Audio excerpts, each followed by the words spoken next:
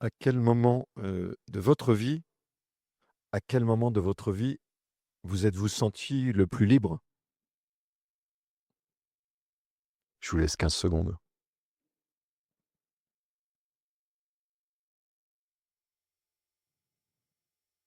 Essayez de faire remonter un souvenir en vous, d'un moment où vous avez éprouvé de manière, forte la une liberté intérieure, un sentiment de liberté. La semaine dernière, j'ai eu la chance de pouvoir passer, 2 jours au bord de la mer et un matin en allant, me baigner, il y avait 2 jeunes femmes qui montaient des chevaux et elles galopaient sur la bordure de la mer, mais dans 20 centimètres d'eau, les cheveux au vent. Voilà, ça pourrait être une petite métaphore qui évoque certainement une sensation de liberté très forte. Voilà, je suis tout seul, sans obstacle, les cheveux au vent, sensation de liberté. Et en lien un peu avec peut-être ce type d'imaginaire de la liberté, il y a une première représentation, une première pensée sur la liberté, c'est de se dire que la liberté, c'est de ne pas avoir de contraintes. On dit parfois ça, être libre, c'est faire ce que je veux. C'est assez simple comme première définition. Et donc, si c'est ça là, une première approche, ça veut dire que devenir plus libre, eh bien, c'est éliminer peut-être une contrainte ou éliminer certaines contraintes qui, encore aujourd'hui, s'imposent à moi. C'est une première question qu'on peut se poser, c'est est-ce qu'il y a des contraintes que je subis aujourd'hui et que j'ai peut-être à éliminer pour que ma liberté grandisse?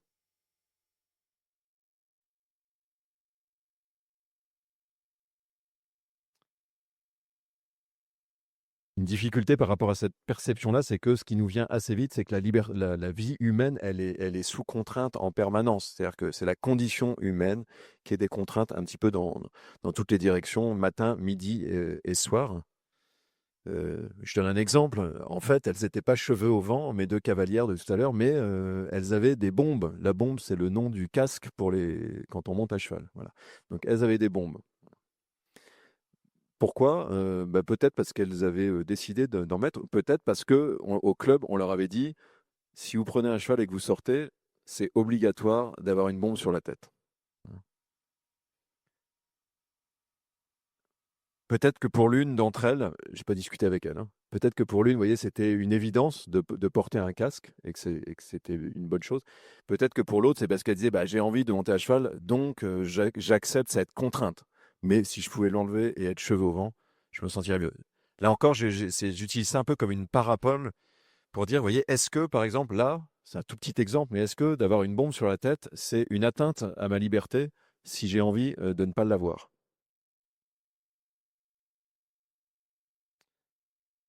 Ou bien est-ce que peut-être quand on a une certaine, expérience humaine, on se dit: «Ben, en fait, c'est raisonnable et bon de se préserver d'un certain risque, de si je tombe de cheval, de pas risquer la commotion cérébrale parce que je me serais, préservé». Je dis ça avec d'autant plus de liberté que moi-même en vélo, je suis pas complètement décidé encore de mettre tout le temps mon casque. Mais si on élargit un peu, c'est qu'il y a tout un pan de conditions auxquelles nous sommes confrontés qui nous apparaissent comme des contraintes dans un premier temps, mais qui parfois peuvent être comprises comme de bonnes choses.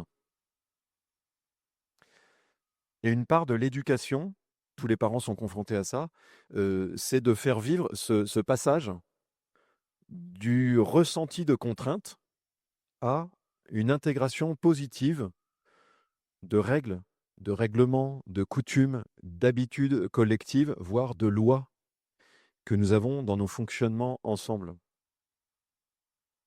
Une autre manière de parler de ça, c'est de dire que nous sommes appelés, à mesure que nous grandissons humainement, à avoir une certaine intelligence de la loi. De la loi au sens très large, hein. La loi, ça commence avec les règles qu'on a à la maison, par exemple, dans une famille. Voilà. Il y a des coutumes locales, il y a le règlement au travail, il y a les lois civiles. Voilà. Je ne dis pas, vous voyez, que l'intégralité des règles qui nous sont imposées ou qui nous sont proposées. Je dis pas que l'intégralité sont bonnes, certaines sont bêtes, d'autres inutiles, d'autres carrément injustes. Là, je vise, vous voyez, celles qui sont bonnes. Et là, c'est peut-être chacun d'entre nous pour nous dire qu'il y a des règles, vous voyez, qu'aujourd'hui nous respectons, je dirais, de manière quasiment naturelle, très intégrée, et qui, à un moment de notre existence, nous apparaissaient comme des choses très contraignantes. Voilà, c'est ce point-là que je voudrais attraper. C'est-à-dire qu'il y a des, vous voyez, il y a des certaines contraintes dans les fonctionnements collectifs où spontanément, dans ma trajectoire humaine, spontanément, j'en vois pas tout de suite la valeur et ça ne m'apparaît parfois que peu à peu. Voilà, tous ceux parmi nous qui ont eu des enfants ou qui en ont sont confrontés à ça.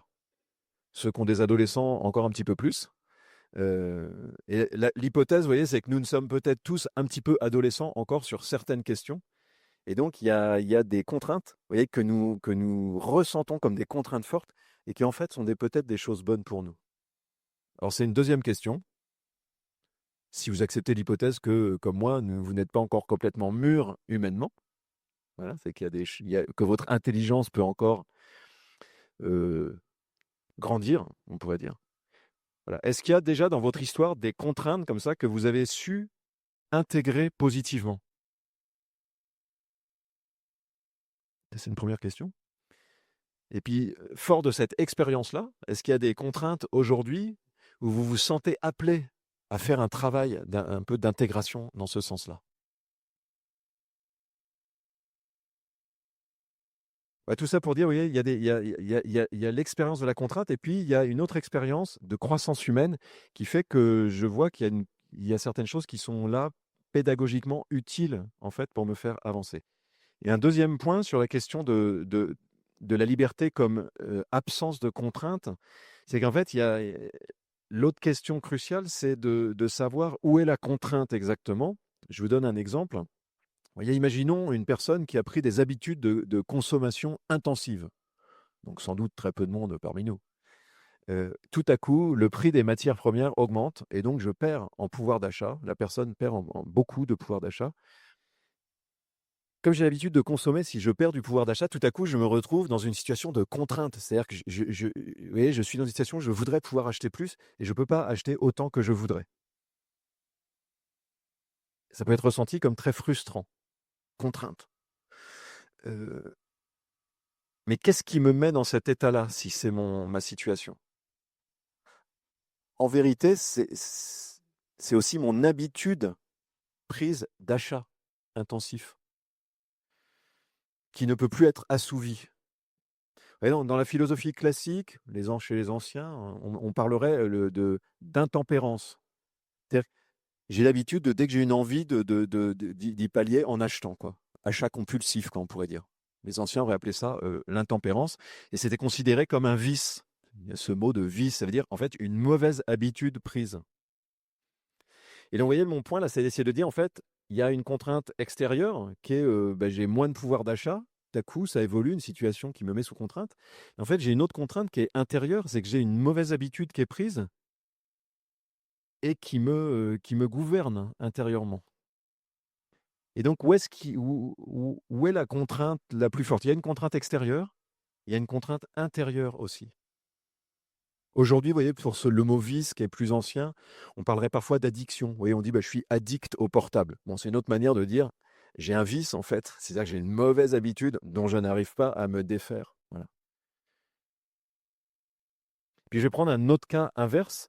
On a des exemples dans l'histoire, vous voyez, de prisonniers politiques, je pense à des gens comme Solzhenitsyn ou autres, qui dans des situations de contraintes extrêmement fortes, où moi je me dis je pèterais un câble, quoi, en fait ont développé des capacités intérieures extrêmement riches, vous voyez, des possibilités de vie humaine extrêmement riches. Et donc là, on a le cas un peu paradoxal de contraintes extérieures maximales qui amènent un déploiement intérieur extrêmement fort, extrêmement beau, de maîtrise de soi, d'abnégation, souvent aussi des situations de générosité, de don de soi, très fort. Nouvelle question pour chacun de nous. Est-ce qu'il y a des domaines dans ma vie où je discerne en fait une contrainte intérieure forte? Et c'est j'ai pris une habitude dont j'arrive pas trop à me défaire et qui m'enlève de la liberté.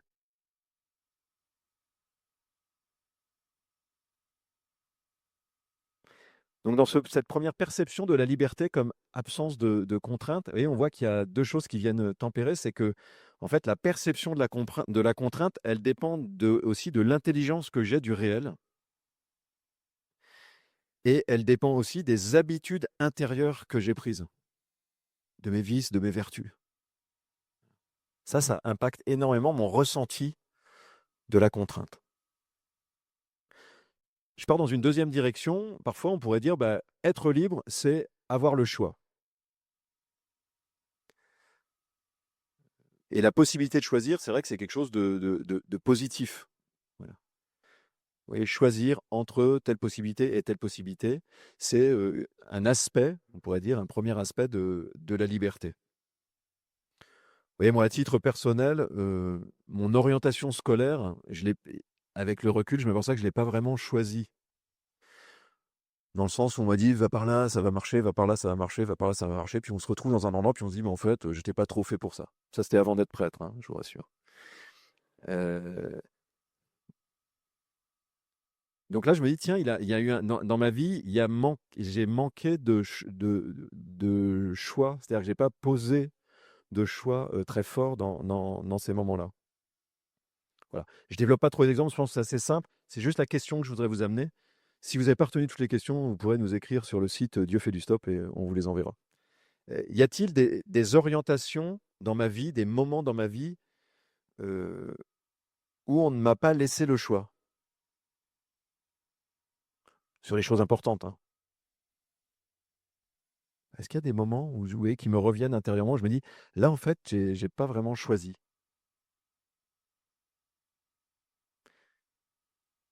Et donc, est-ce qu'il y a des décisions passées, on pourrait dire des décisions du passé, qu'aujourd'hui, j'ai envie de remettre en cause. Vous voyez, que je me dis, j'ai envie de réinterroger. Je me dis, bah là, en fait, j'aurais dû avoir le choix et je n'ai pas eu.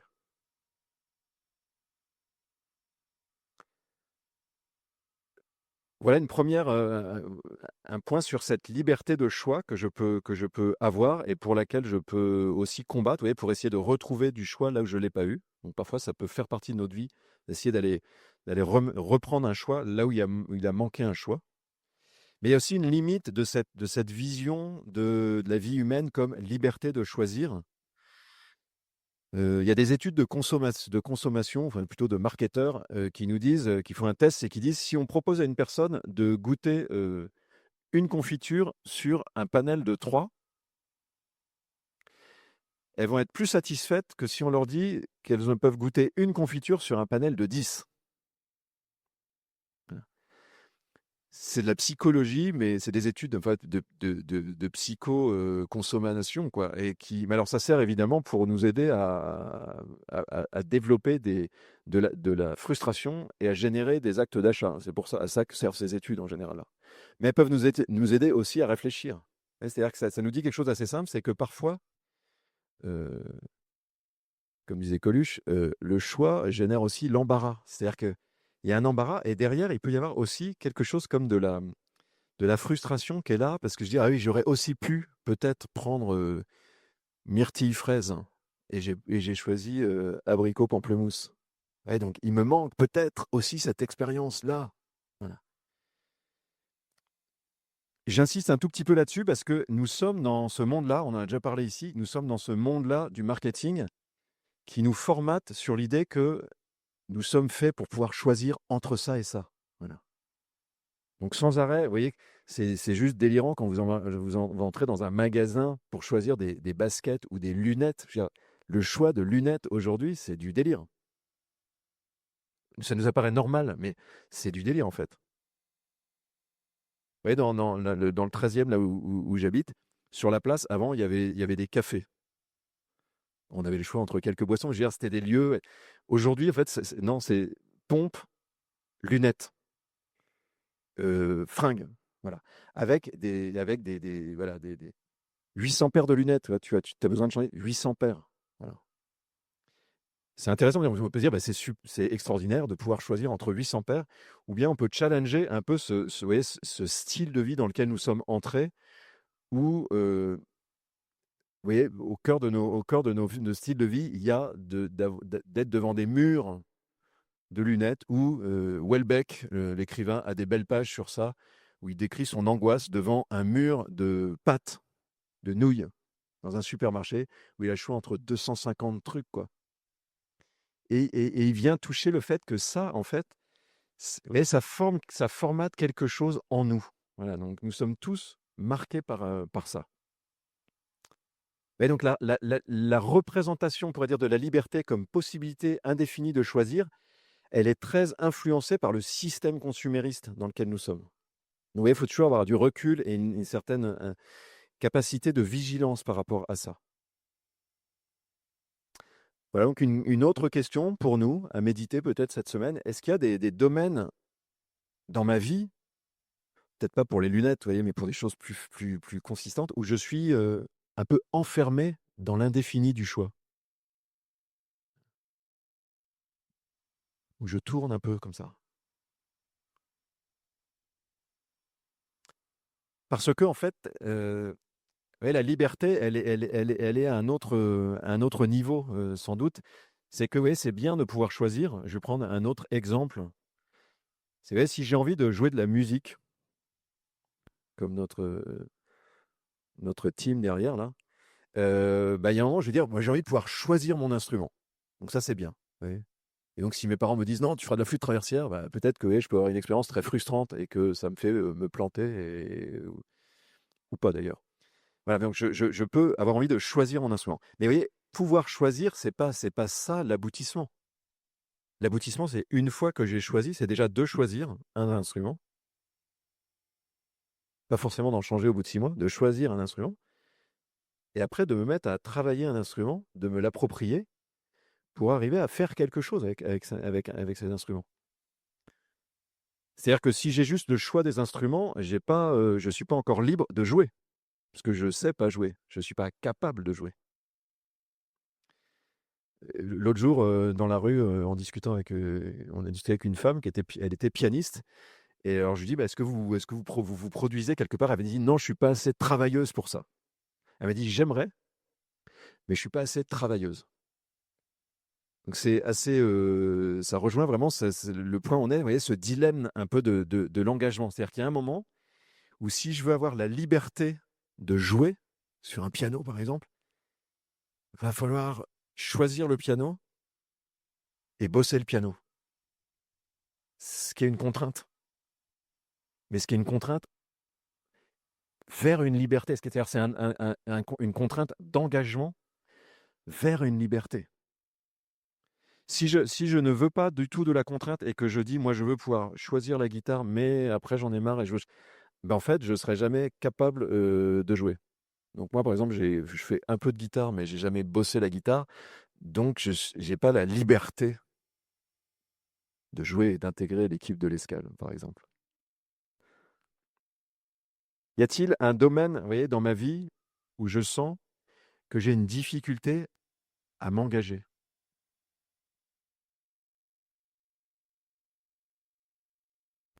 Je viens de parler des instruments de musique, c'est évident que dans l'ordre de la vie affective, ça s'applique aussi. C'est-à-dire que pour aller loin dans l'ordre de l'amour avec une personne, dans une relation, heu, je ne veux pas paraître trop trivial en disant: «Bah, je peux pas, vous voyez, changer comme je change d'instrument». Il y a un moment, il faut y aller, quoi, pour être conduit à peut-être un certain niveau d'expérience à travers quelque chose d'éprouvant, peut-être des passages par, peut-être la frustration d'une certaine, contrainte, mais en même temps qui ouvre à une expérience qui est inaccessible en dehors de ça. Celle de jouer librement sur mon piano ou celle d'aimer quelqu'un de manière profonde.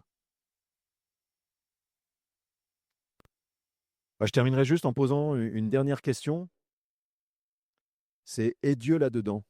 Voilà.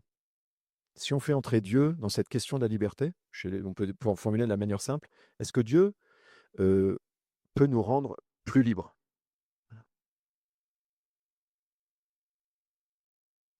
Vous vous attendez sans doute à ce que je réponde oui. Je vais répondre oui. Je donne juste des pistes par rapport à ce que nous avons regardé.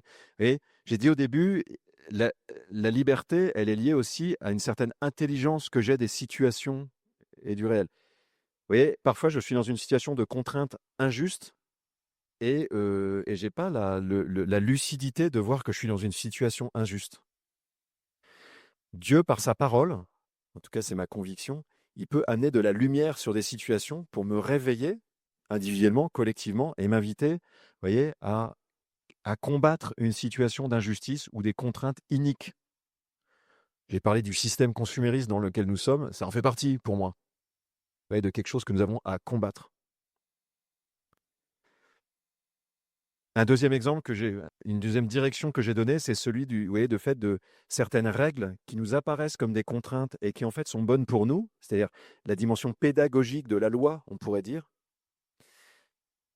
La Bible, d'un bout à l'autre, tourne autour de questions comme ça. C'est-à-dire comment Dieu peut nous donner une intelligence de certains préceptes qu'il nous donne et qui peuvent nous apparaître d'abord comme des contraintes et qui en fait sont des directions bonnes pour nous, mais mon intelligence ne l'a pas forcément encore intégrée.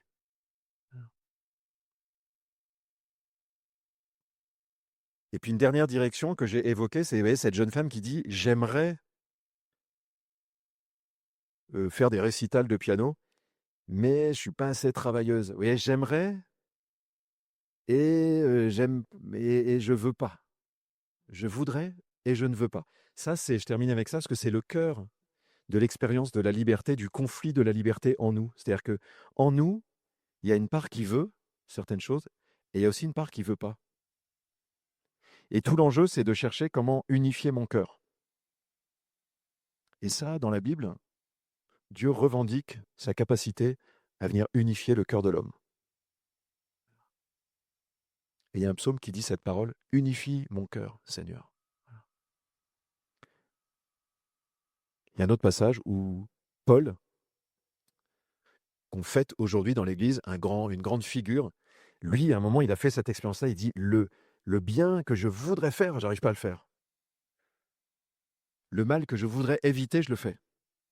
Et il dit: qui me libérera de ça? Vous voyez, je veux et je peux pas. Qui va me libérer de ça? Et lui, il fait cette expérience que le Christ, Jésus, a une puissance pour venir le libérer de ça. Je vous propose de méditer quelques instants pour terminer. Si ça vous aide, vous pouvez fermer les yeux.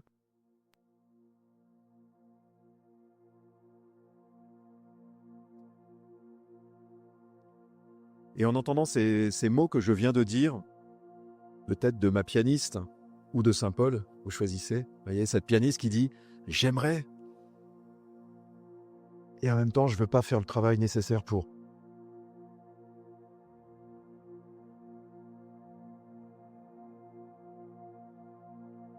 Ou Paul qui dit: je veux, et en même temps, une part de moi n'y arrive pas.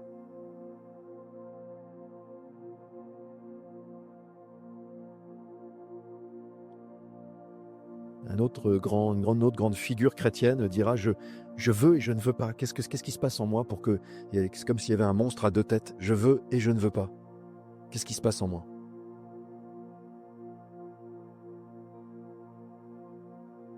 Et je pense que c'est bon pour chacun de nous de regarder en face ces lieux où nous sentons qu'il y a une division dans notre cœur. Peut-être même une impuissance. Oui. Je voudrais pouvoir jouer du piano. Je voudrais pouvoir développer telle capacité pour faire du bien. Je voudrais pouvoir aimer plus librement.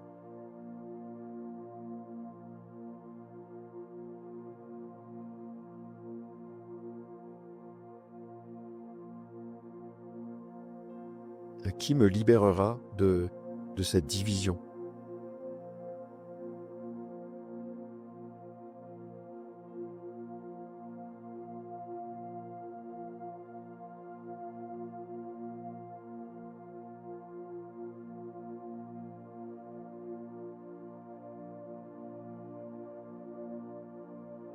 Et si cette parole du psaume vous parle, que vous soyez habitué à la prière ou non, voilà, si cette parole du psaume vous parle, vous pouvez la redire dans votre cœur en vous adressant à Dieu.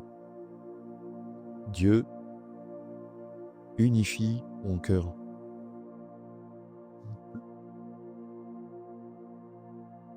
Unifie mon cœur. Rends-moi libre.